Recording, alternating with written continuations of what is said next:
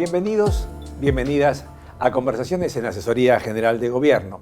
En este espacio, como siempre repetimos, tratamos de concitar el aporte de personalidades de las ciencias jurídicas, sociales en general, que nos ayudan a pensar un poquito más, con mayor perspectiva, las complejidades de la coyuntura que nos a veces agobia, por decirlo de alguna manera. En este caso, invitamos a Federico Orlando, un colega, un abogado, magíster en Derecho Constitucional, magíster en Derecho Administrativo y becario del Instituto de Filosofía del Derecho Tarelo, de Génova, profesor de la Universidad de Buenos Aires, y me parece que las reflexiones que podemos hacer respecto de la ingeniería constitucional, por una parte, las expectativas políticas, la representación y todo lo que se sucede, puede ser un aporte para los que nos escuchan. Muchas gracias, Federico, por tu visita. No, gracias a vos por la invitación y al asesor general también por el espacio.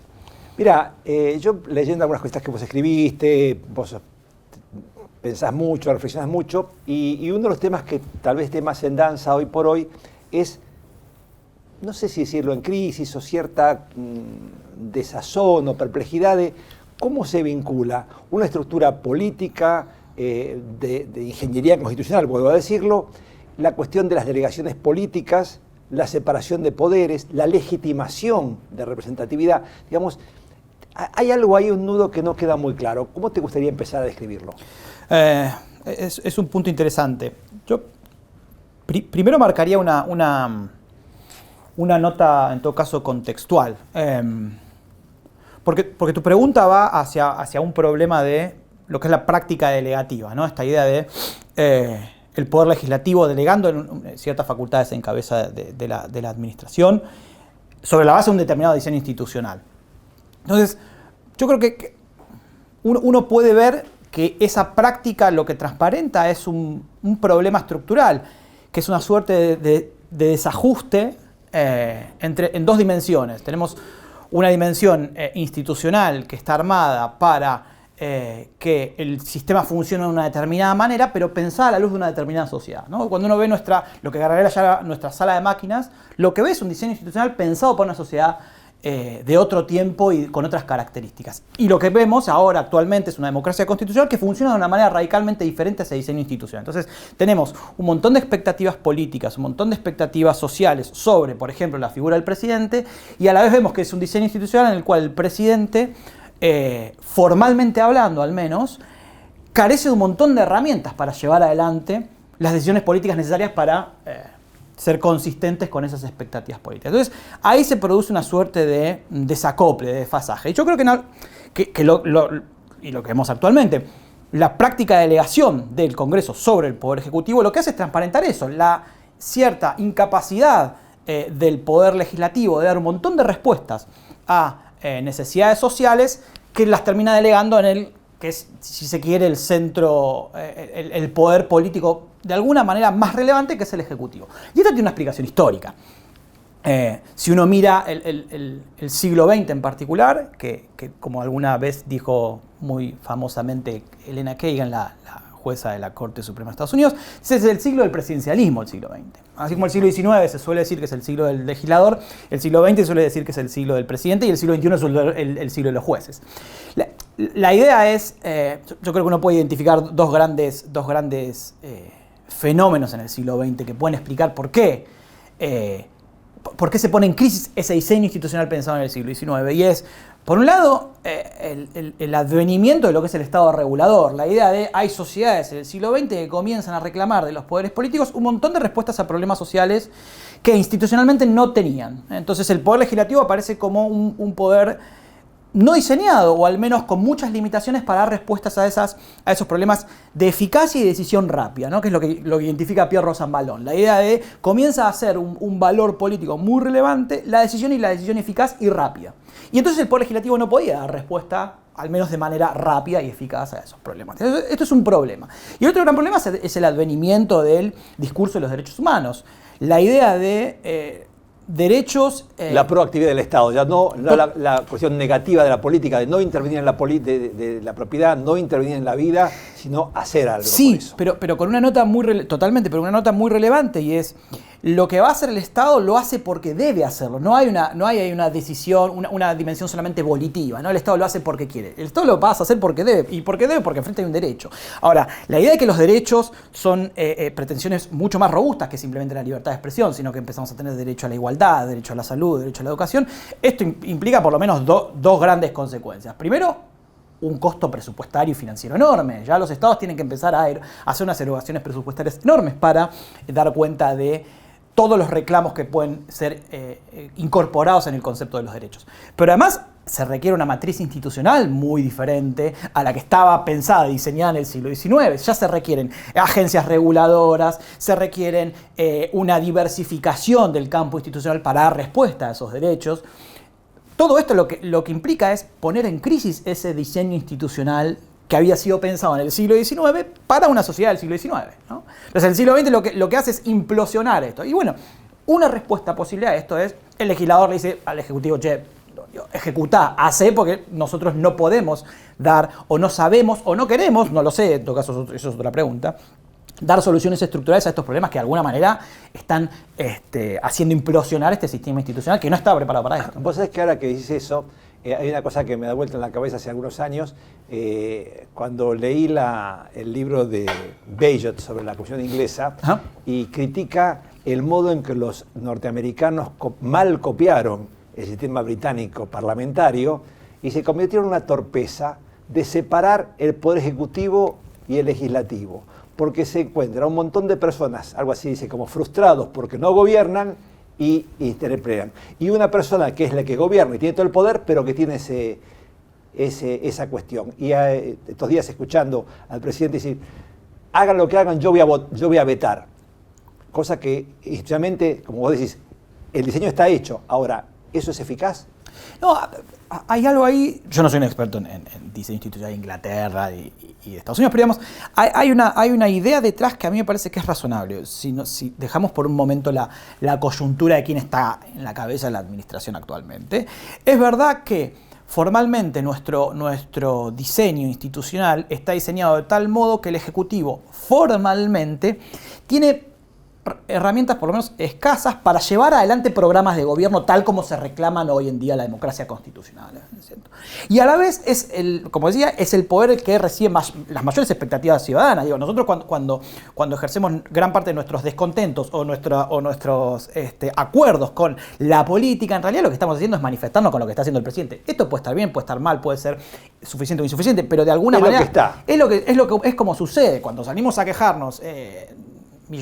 Cientos de miles de personas en la plaza por la universidad pública, era una queja al presidente. Digo, el presidente es la figura central. Y a la vez esto, cuando quiere llevar adelante un determinado programa de gobierno, encuentras limitaciones formales muy relevantes. ¿Y por qué son estas limitaciones formales? Bueno, en parte porque están construidas sobre la base de un ideal institucional y social que responde a otro tipo de sociedad y a otro tipo de proyecto político. Esto tiene, por supuesto, sus ventajas, porque de alguna manera son limitaciones que uno podría decir, muchas de esas son muy razonables, y otras que uno dice, cuando uno se para del otro lado, si se quiere, y quien lleva adelante la administración lleva adelante un proyecto político al cual uno adhiere, se encuentra efectivamente con que el derecho pasa a ser una limitación y no un instrumento de gobierno, ¿no? Esta idea de... Entonces, yo creo que esta es la complejidad que tiene una democracia constitucional con muchas demandas y expectativas sobre un sistema institucional que está pensado para otro sistema. No, incluso yendo a un tema de la formulación lingüística de la misma Constitución, cuando se explicó, se explicitó, se redactó y se mantiene y se ratificó a través del tiempo, que es el jefe supremo. Sí.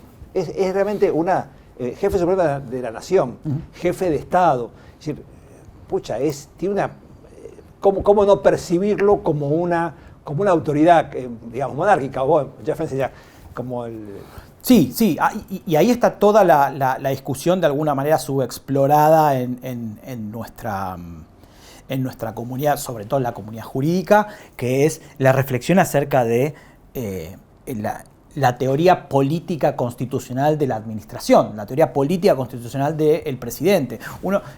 Los últimos años hemos desarrollado una teoría política del legislador con lo que hoy se llama la legisprudence, o la idea de cuáles son los límites y los fundamentos del poder legislativo deliberando y tomando decisiones y procesando grandes desacuerdos. Y hemos desarrollado también una teoría política muy sofisticada, por ejemplo, sobre el rol de los jueces, ¿no? Uno tiene, no sé, la visión más conservadora de los jueces, de la teoría de los jueces, que dice, bueno, miren, los jueces, la autorrestricción judicial, ¿no? La idea de los jueces deben callarse, las virtudes pasivas deben callarse frente a ciertas decisiones. Tenemos una teoría un poco más progresista neoconstitucional, donde ven los derechos compromisos muy robustos, entonces requiriendo de los jueces intervención en las discusiones políticas. Hay una teoría más deliberativa a la Nino Gargarella, donde, bueno, sobre la base de una concepción de la democracia, los jueces deben intervenir o no. Entonces tenemos teorías políticas para el legislador, tenemos una teoría política constitucional para el juez, y en algún punto queda subexplorada la teoría política constitucional sobre la administración, sobre el presidente. Y esto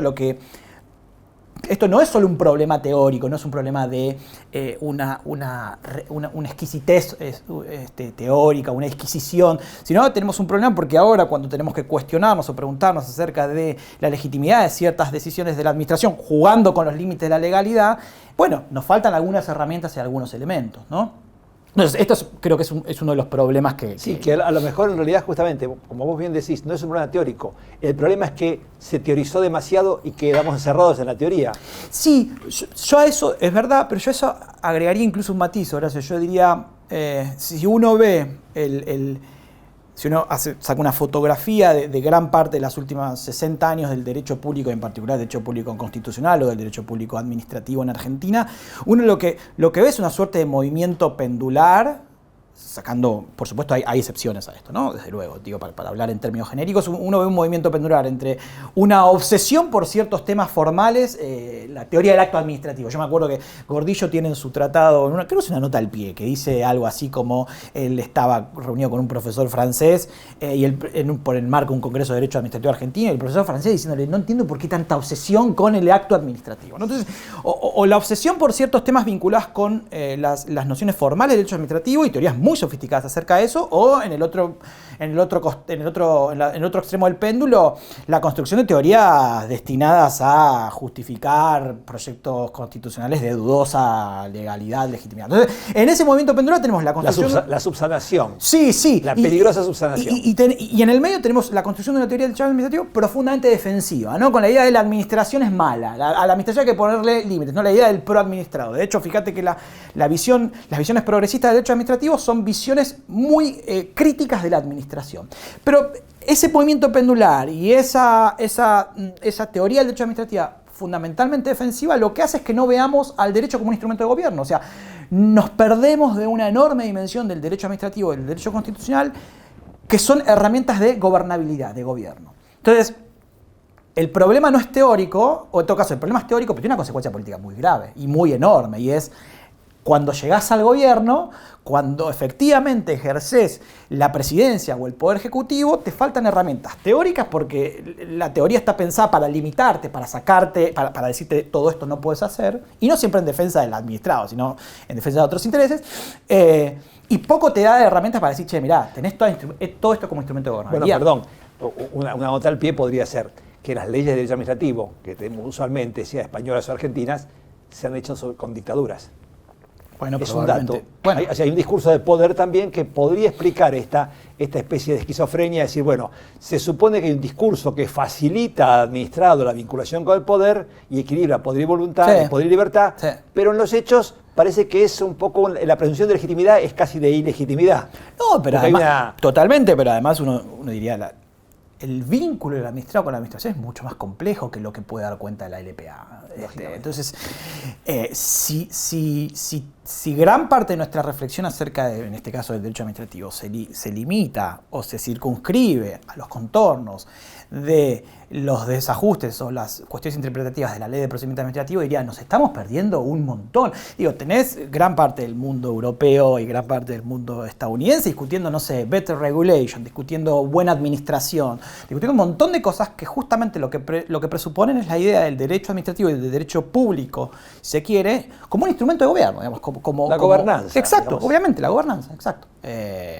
Y eso creo que está subexplorado en nuestra comunidad. Creo que está comenzando a aparecer todo esto, pero todavía está ahí, ¿no? Sí, tal vez yo te escuchaba y pensaba que una de las limitaciones que tenemos en el análisis es en dar por sobreentendidos o por supuestos algo que la venerable rutina ha consolidado. Entonces se analiza la división de poderes. Entonces sí, terminamos en una excentricidad donde, por ejemplo, el Poder Judicial parece que no fuera parte del Estado argentino, o que no fuera, es decir, y si uno ve un poquito la historia, que esto arranca de un artículo 16 de la Declaración Universal de Derechos Humanos de ciudadanos, digamos, de la Revolución Francesa, como, bueno, no fue tan así, hay una vinculación que después, de pronto, no sé, esto es el Poder Judicial. No, bueno, de hecho, vos mencionás la división de poderes. Si cuando uno va a ver los manuales de derecho administrativo y derecho constitucional sobre la división de poderes, de vuelta, la división de poderes aparece como un diseño institucional que está destinado a frenar los eventuales abusos de poder. Y está bien, esto tiene una explicación histórica. Sí, el absolutismo produce. Sí, claro, y entonces lo que tenemos es dispersar el poder. Bueno, está bien. Pero lo que uno ve en los últimos 30 años de la producción de la teoría política y la teoría constitucional es repensarla, pero incluso autores desde la vertiente liberal más clásica, liberal más igualitaria, ni hablar a autores de la teoría de la democracia radical, etc. Todos están diciendo, la división de poderes hoy en día no es ni siquiera fundamentalmente un sistema para frenar los abusos de poder, sino que tiene que ser un sistema para dar cuenta de la complejidad de la gobernanza actual. Entonces, de hecho, ahora se están hablando ya de 4 poderes o de eliminar la idea de división de poderes y pensarlo, desde modelos agenciales, desde modelos donde Bruce Ackerman habla del Goodbye Montesquieu, la idea de basta de la división de poderes y crear una nueva división de poderes. O sea, la idea de entender este sistema de distribución de competencias, no solo, o si se quiere, solo marginalmente pensando frenar abuso de poder, sino pensarlo como un instrumento de gobierno que puede dar cuenta de vuelta de la complejidad de las democracias constitucionales actuales, que es una complejidad, no sé si mayor o menor, pero por lo menos es diferente a aquella que existía cuando precisamente se pensó la división de poderes como un dispositivo para frenar el abuso de poder, de siglo XVIII, siglo XIX, ¿no? Entonces, de vuelta, tenemos que volver a discutir esto. Y no quedarnos con el argumento típico de, bueno, no, el legislador toma decisiones de carácter general, el ejecutivo las ejecuta y el juez controla que eso más o menos funcione. Esta es la explicación de un manual de cívica. Y está bien para un chico de primer año de la secundaria, pero no parece ser un esquema teórico que dé cuenta efectivamente de lo que No, incluso, como vos señalás, que las condiciones de producción del discurso político que viene después del absolutismo, necesariamente debían forzar esto, y el esfuerzo teórico era ese. Pero eso respondía a esa necesidad. La necesidad fue cambiando. Es decir, a veces uno se queda por ahí con el cliché de la descripción de un personaje famoso, Hobbes, Rousseau, el contractualista o Montesquieu, en este caso más específicamente, sin analizar que las condiciones de producción de ese discurso político ya no son las de ahora. Totalmente.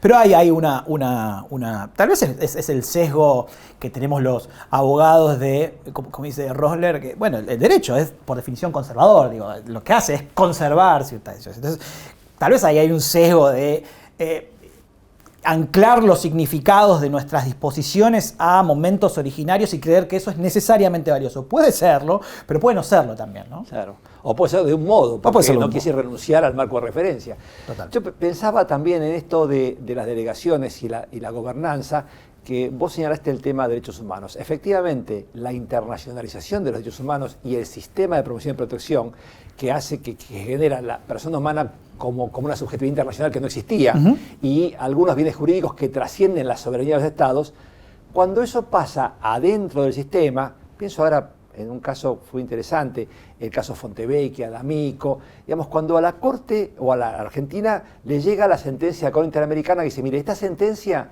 es nula. Y ahí dice, bueno, ¿y esto cómo se hace?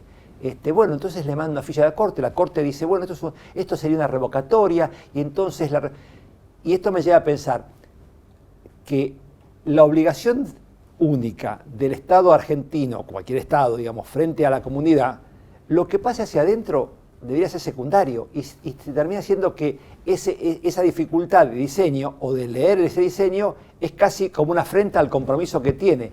O está demasiado mal hecho el compromiso o está mal hecho la interpretación del diseño interno. Sí.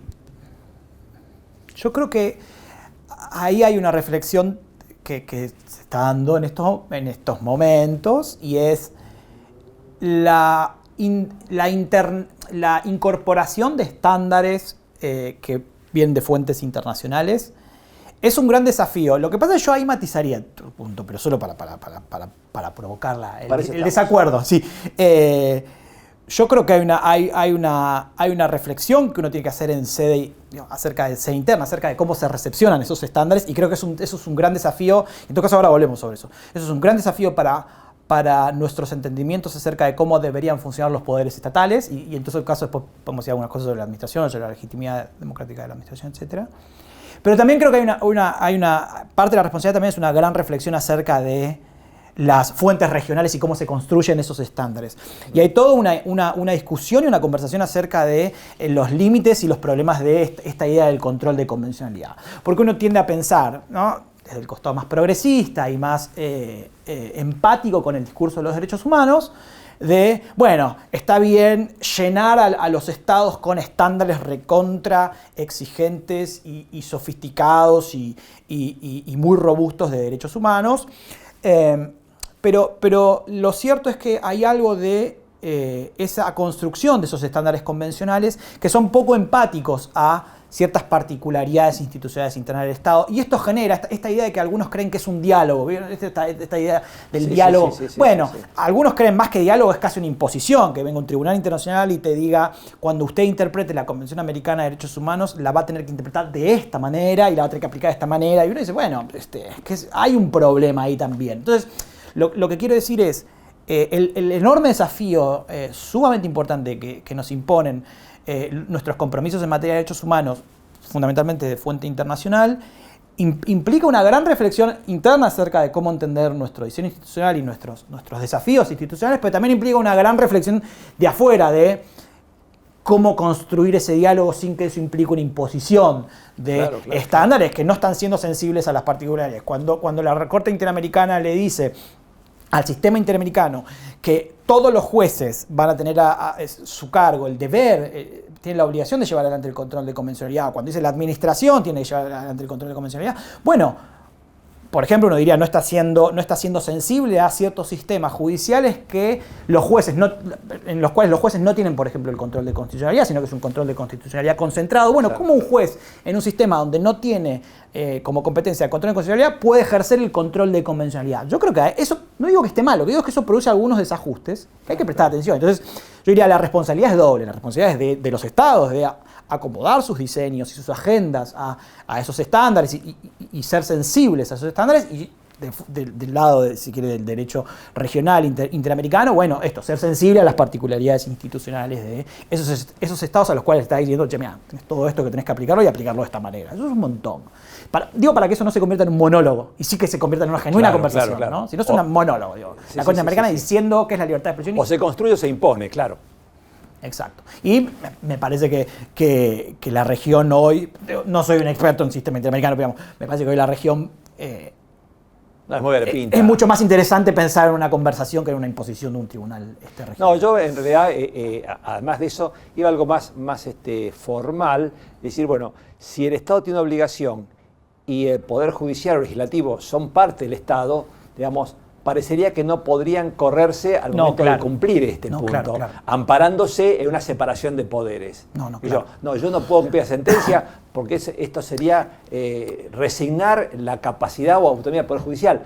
Ahí me parece que hay una lectura forzada que puede ser un poquito pero traumática. Lo mismo se hace con el federalismo, pensar en el federalismo, ¿no? ¿Cuántas veces el sistema federal, la distribución de competencias entre Estado provincial, Estado nacional y municipios, opera como un argumento para obstar el cumplimiento de ciertas exigencias que viene del sistema interamericano? Entonces, el Estado nacional diciendo, no, esto es un problema del Estado provincial, o el Estado provincial diciendo, no, esto es un problema del Estado nacional. Bueno, es verdad que por momentos yo diría las dos cosas, por momentos puede haber un uso de mala fe de ese argumento, que es lo que vos querés decir un poco sobre el sistema de división de poderes. Bueno, me estás utilizando este argumento como un argumento de mala fe para no cumplir. Y otra parte, de vuelta, efectivamente, el Estado federal implica un diseño federal implica un desafío al modo de cómo aplicamos y cómo hacemos ejecutable una decisión que emana de una fuente internacional. Es verdad que es un desafío, lo que también es verdad es que no hay que utilizar ese argumento de mala fe, ¿no? Claro. Sí, bueno, esto de la buena fe en la interpretación, ¿no? ¿Qué punto y cuáles son los parámetros? ¿Cuál es la interpretación correcta? Bueno, la tradición norteamericana dice los padres fundadores y bueno, sí. ¿Es proactivo o es exegético? Sí, ahora con la discusión sobre García Mansilla en la Corte, tal vez tengamos alguna conversación acerca. García Mansilla, algunos entienden que sigue una tesis originalista de la interpretación, que es un poco lo que vos recién identificás como lo que dijeron nuestros padres fundadores al momento de dictar una disposición constitucional. Ese es el sentido que se le dé en la actualidad, ¿no? El sentido originario.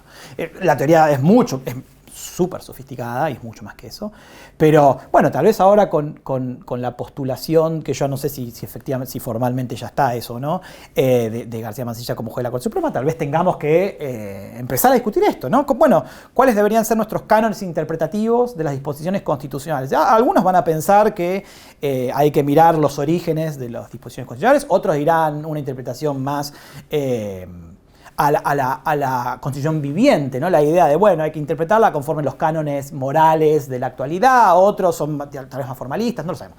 Pero no, en todo caso es un campo abierto ahí de pelea interesante. Indudablemente. El punto está que lo que parece que queda claro es que de algo no podemos olvidarnos, que es de rediscutir que digamos, las cosas no están hechas, no, hay que hacerlas. Y las que están hechas, pero no es que alcanza con lo hecho. Totalmente. Yo creo que hay una discusión que queda subexplorada también, es que algo habíamos anticipado, es la cuestión de la legitimidad de la administración pública, ¿no? Cuando uno va a ver cuáles son las grandes respuestas a los problemas de en qué sentido y cómo está legitimada democráticamente la administración cuando toma ciertas decisiones que tienen impacto en derechos, las decisiones regulatorias, por ejemplo, la ANMAT regulando la compraventa de un medicamento. Es una decisión regulatoria, administrativa, es un órgano centralizado, pero administrativa al fin, que tiene un impacto directo en derechos. Entonces uno puede preguntarse, la Secretaría de Comercio regulando precios en la compraventa de ciertos bienes. La respuesta más formal es, bueno, hay una delegación, no hay un permiso del legislativo, pero hay una reflexión ahí teórico-política latente que es cuál es la legitimidad democrática de esas decisiones.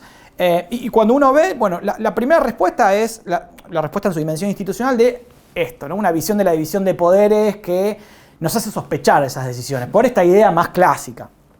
Entonces, bueno, la respuesta a eso por lo general suele ser, bueno, hay que reentender la división de poderes. Pero después yo creo que hay un argumento que es interesante, porque viene más del costado, si se quiere, más preocupado por la democracia, que es una suerte de argumento basado en lo que sería la desconfianza democrática de la administración. Por un lado, la idea de, bueno, el gran problema de las decisiones que emanan de la administración pública, que son decisiones que carecen de ese pedigrí democrático del cual sí poseen las decisiones que emanan del Poder Legislativo. Se supone que el Poder Legislativo, cuando toma decisiones, lo hace sobre la base de una discusión, de una deliberación y sobre la base de una conversación, claro, ¿no? Bueno, es un mito. Bueno, ok, sí, estamos todavía al nivel de los ideales. Bueno, derecho sin mito no hay. Bueno, exacto. Digamos, ¿no? Como era el padre de la teoría crítica argentina, Enrique Marí, ¿no? La idea de el derecho casi como un mito. Entonces, un primer problema es el problema del pedigrí de las decisiones administrativas. El otro problema que también creo que implica una gran conversación es la idea de la expertise. Una de las respuestas que sea de por qué la administración está legitimada es, bueno, porque se supone que los órganos administrativos que toman estas decisiones poseen una expertise, un conocimiento técnico muy específico, ¿no? Que los torna idóneos para tomar esta decisión. Y este es el argumento, de hecho, con el cual se construye el modelo agencial estadounidense en los años 30 del New Deal. Digo, la idea de que las agencias regulatorias tomen decisiones en esos segmentos del mercado o en esos segmentos sociales. ¿Por qué? Porque se supone que tenían un conocimiento. Son los que saben. Es el gobierno de no diría la tecnocracia, pero es el gobierno donde la idea del conocimiento técnico es fundamental. Claro, hoy en día ya sabemos que los juicios técnicos lo son, pero lo son en parte. Y hay un compromiso político en los juicios técnicos. O sea, vamos de vuelta, cuando la Secretaría de Comercio toma la decisión regulatoria de ciertos bienes y servicios, cuando la ANMAT decide la regulación de determinado medicamento, no es un juicio, una decisión tomada sobre elementos técnicos, aunque en parte lo sea, sino que también hay ahí una visión política. Es que no es neutral. Bueno, exacto. Entonces, si no es neutral y entonces esas decisiones regulatorias tienen un compromiso político, esto lo que nos hace ver es que hay un problema democrático, porque ¿por qué funcionarios que toman decisiones que impactan en derechos y que nadie controla o que pocos controlan y que pocos conocen, están tomando decisiones con un impacto directo en nuestros derechos y ya no lo puede escudar en bases técnicas? Sin la representación política. Que es una discusión parecida a la de los jueces, ¿no? Claro. Digo, la objeción contramayoritaria era un poco esto. ¿Por qué funcionarios que nadie elige, que nadie controla, están frenando decisiones tomadas por la democracia? Si en nuestro esquema ideal, las decisiones que tienen que ver con nuestros derechos deberían ser decisiones tomadas en el órgano que nos representa a nosotros, que debería ser el Poder Legislativo, bueno, ¿por qué lo puede hacer este tipo? La idea de la delegación me resuelve el problema formal, pero no me resuelve el problema político teórico que está detrás. Y el tercer problema es el problema de la captura, ¿no?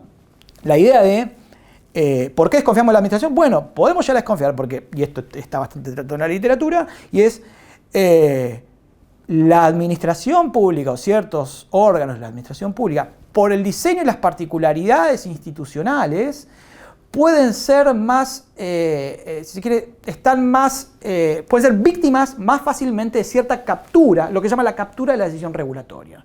O la captura, por ejemplo, de la información. Muchas veces quienes regulan trabajan con información que es producida y proveída por los propios regulados. Eso genera un sesgo. O la famosa captura cultural. La idea de que quienes regulan, los funcionarios que regulan, participaron, por ejemplo, antes en esos actores que ahora van a ser regulados. Entonces hay una suerte de paridad cultural entre regulado y irregular y eso genera también sesgos en la regulación. Entonces hay toda una discusión acerca de tenemos cierta desconfianza de la administración por razones democráticas, por razones de que sus decisiones no emanan de deliberaciones robustas como deberían deliberar, como deberían emanar del Congreso, porque hay un problema de no me encuadres o no me mientas y me digas que tus decisiones son puramente técnicas cuando no lo son, y entonces si no lo son, hay un problema de decisiones sobre derechos que están tomando funcionarios que nadie eligió, y el problema de la captura, ¿no? Entonces, todos esos argumentos, de alguna manera, que por alguna razón, que creo que tiene que ver con esto que decíamos antes, están fuera de o están muy subexploradas en nuestra comunidad jurídica, nos hacen alertar, hacer sonar unas alarmas cuando lo que tenemos que discutir es cuál es la legitimidad de esa administración. Un posible modo de salir de ahí yo diría que son dos cosas. Por un lado, la construcción de un modelo de decisiones públicas que sea abierta y transparente a las razones. Y yo creo que y esto es un poco lo que yo exploraba en el libro, yo creo que por ejemplo, una herramienta dogmática que nos podría hacer acomodar estas intuiciones puede ser el principio de proporcionalidad, un principio que tiene raigambre legal, que tiene raigambre constitucional según nuestra Corte, que tiene una práctica en el mundo global occidental enormemente. Tiene una legitimidad epistemológica fuerte. Súper interesante, y que creo que da cuenta de esta idea de lo que hoy se llama la cultura de la justificación, ¿no? La idea de que las decisiones públicas se legitiman no por quién las toma, o si se quiere, en parte por quién las toma, pero fundamentalmente por cómo se toman. Y el cómo se toman no necesariamente requiere una discusión, una deliberación, sino razones. Dar razones y tomarse este ejercicio de dar razones, tomarse en serio este ejercicio de dar razones, ¿no? No cualquier razón. En este sentido es abierto y transparente a las razones que justifican una decisión, ¿no? Entonces yo creo que tal vez el principio de proporcionalidad puede ser, y esto está siendo explorado en algunos autores españoles también, la idea de la proporcionalidad como estándar no solo de evaluación de lo que hace la administración, sino como estándar de producción de decisiones de la administración, ¿no? Claro, para eso cobra relevancia, a medida que para nosotros es sustancial, de consolidar un funcionariado, en términos generales, sí, capacitado, idóneo, digamos, independientemente de que el gobierno quiera ser blanco o negro, tiene que tener un resguardo de un funcionariado que sabe, es decir, una fábrica X, metalmecánica, bueno, puede tener una dirección de invertir en esto o en aquello, hacer lavarropas o automóviles, pero sin las personas técnicas que operen la producción en sí, está frito, digamos, está muerto. Y me parece que acá también hay una transferencia o cierta captura, para usar tus conceptos, de ciertos saberes que se producen en algunos lugares y se traspolan y empieza a mezclarse esta cuestión, ¿no? Como una especie de colonialismo cultural o técnico. Sí, la formación de la burocracia, que uno dice, eso está de moda, y para mí sigue siendo fundamental. Pero porque de vuelta, no es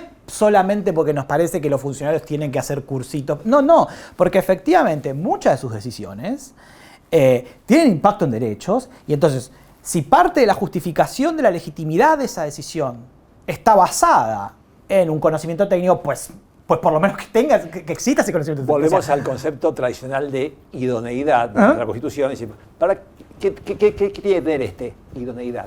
Yo me hago responsable de designarlo. Me parece también una buena síntesis. Total. Y lo otro que uno podría pensar, además de pensar un modelo de decisión pública, esto, abierto y transparente a las razones, otro cauce de cómo pensar estas exigencias democráticas que tenemos para con la administración tiene que ver con abrir la toma de decisión administrativa a cierta instancia participativa y de supervisión de control ciudadano. Que no puede haber misterio. O sea, pero además es hasta razonable incluso para los propios regulados. Si uno piensa, no sé, la regulación del hidrocarburos, que es central para la economía, es central para una agenda política, es impensable que los actores regulados no formen parte de esa discusión. Ahora, lo que es increíble también es que esa decisión sea tomada a puertas cerradas. Una decisión tan relevante, que va a tener tanto impacto en nuestra comunidad, ¿cómo no solo van a formar parte los actores regulados, sino también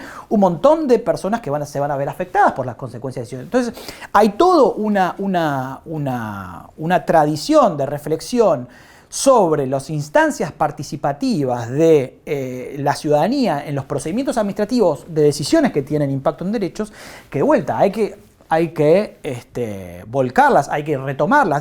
Un ejemplo muy conservador de esto es el notice and comment de los procedimientos administrativos estadounidenses, pero es una visión, yo diría, y algunos juristas acá lo están pensando, Castro Vidal y Fourcade tienen un proyecto muy interesante sobre esto. La democracia creo que exige un poco más que un notice and comment, pero bueno, empecemos por algo. Hay laboratorios de innovación pública, o de vuelta, hacer un cruce entre estas exigencias de participación ciudadana y administrativa con la tradición del municipalismo. Las instancias municipales son instancias súper interesantes para pensar la participación ciudadana también en decisiones de corte administrativo. Son escuelas de democracia. Exactamente, y hay toda una tradición municipalista, socialista, anarquista, digamos, que hay que volver a retomar. Entonces, nadie dice convertir a la administración en una polis griega, no hay ninguna ingenuidad en esto, sino son diseños institucionales posibles que permitirían de alguna manera reencauzar la conversación acerca de la legitimación democrática de la administración. Y una cosa más, vos sabés, hace poco un jurista chileno, Fernando Atria, que formó parte de la discusión de la reforma constitucional y es un jurista sumamente interesante, él decía una frase, no sé si lo decía, los que estamos trabajando con el derecho público y en particular con el derecho constitucional y el derecho administrativo, decía algo así como, bueno, tenemos que dejar de dar discusiones conceptuales para convertirnos en ingenieros institucionales, ¿no? Hay algo de, el derecho también nos exige reflexión y creatividad para repensar muchos diseños institucionales, tratando de dar cuenta de las exigencias democráticas de las sociedades actuales, dándonos cuenta entonces que el sistema de división de poderes tal como nos siguen enseñando los manuales de derechos de educación cívica nos queda insuficiente, pensando que la administración como mera ejecutora de una decisión legal es insuficiente, pensar que los funcionarios toman decisiones solo sobre la base de criterios técnicos es insuficiente. Entonces, creo que ahí hay toda una conversación pendiente o que está comenzando a darse en nuestra comunidad que de alguna manera forma parte de esto nuevo que se está empezando a producir, ¿no? Y no sabemos hacia dónde va. Sí, pero por lo menos esa conversación contribuyó con esta conversación y te agradecemos muchísimo gracias a ustedes. tus aportes. Gracias a ustedes. Muchísimas gracias. Gracias.